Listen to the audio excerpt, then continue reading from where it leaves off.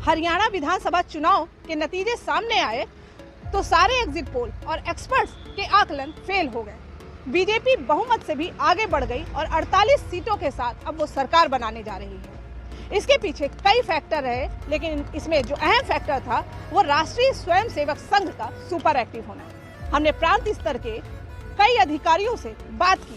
संघ के एक वरिष्ठ स्वयंसेवक ने हमें बताया, वोटिंग से एक दिन पहले रात 10 बजे तक स्वयंसेवक लोगों के घरों में थे। डोर टू डोर मीटिंग 2 गुनी कर दी गई थी। जिस घर में होते वहाँ दाना पानी लेते थे। यही संघ की परंपरा है। पिछले 1 महीने से यही हमारा रूटीन था। हमें बताया गया कि संघ के कार्यकर्ताओं ने कैंपेन के दौरान पैम्फलेट में लिखे पॉइंट्स को लोगों को समझाया ताकि वो सही सरकार चुने। ये भी बताया गया कि उन्हें किन मुद्दों पर सरकार चुननी है। लेकिन संघ कार्यकर्ताओं को बीजेपी के खिलाफ लोगों में नाराजगी का सामना भी करना पड़ा। लेकिन वोटिंग तक उनकी सारी खींच निकल चुकी थी। बीजेपी की जीत में चुनावी पर्चे के 5 पॉइंट्स अहम रहे। पहला, क्या मेरा वोट बिना कमीशन बिना सिफारिश के काम करने वाली सरकार के लिए है। दूसरा, क्या मेरा वोट बेटी बचाने बेटी पढ़ाने के लिए है। तीसरा, क्या मेरा वोट ना एक जिला ना एक जाति को है। 36 बिरादरी अपने साथी के लिए जा रहा है। ये चुनाव जाट बनाम दूसरी सारी जातियों के बीच हुए। चौथा, क्या मेरा वोट पढ़ी लिखी पंचायत के लिए है। पांचवा, क्या मेरा वोट अंतर्राष्ट्रीय गीता महोत्सव के लिए है जिसे बीजेपी ने शुरू किया था। संघ ने पैम्फलेट के जरिए 2014 से लेकर अब तक की बीजेपी की सारी उपलब्धियां लोगों को बताई। साथ ही वो ये भी बताने में कामयाब हुए कि अगर उन्होंने गलत सरकार चुनी तो क्या होगा। आरएसएस ने बीजेपी की जीत के लिए 3 फैक्टर पर काम किया।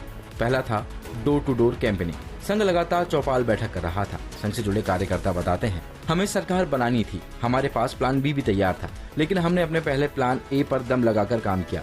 नेशनलिज्म के साथ लोकल मुद्दों पर भी फोकस किया। दूसरा, भाजपा के रूठे कार्यकर्ताओं को मनाया। पुराने कार्यकर्ताओं के बीच शीर्ष नेतृत्व को लेकर नाराजगी थी। संघ ने उनके साथ तालमेल बैठाया।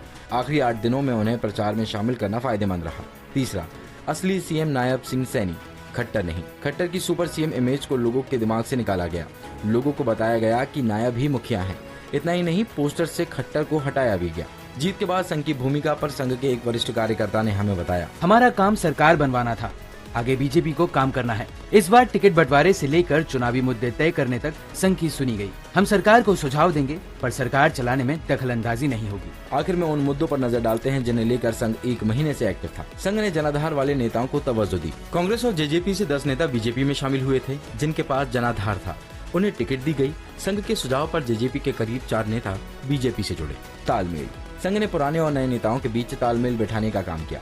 दोनों ने एक दूसरे की बात सुनी और उसी के बाद उनके समर्थक वोट डालने के लिए निकले। अग्निपथ योजना से नाराजगी को दूर किया। संघ पॉजिटिव इम्पैक्ट वाली योजनाओं को टॉप पर लेकर आया। ऐसे ही अग्निपथ योजना का सटीक मकसद और उनके फायदे के बारे में लोगों को बताया गया है। ये काम हर मोहल्ले में होने वाली बैठकों में किया गया।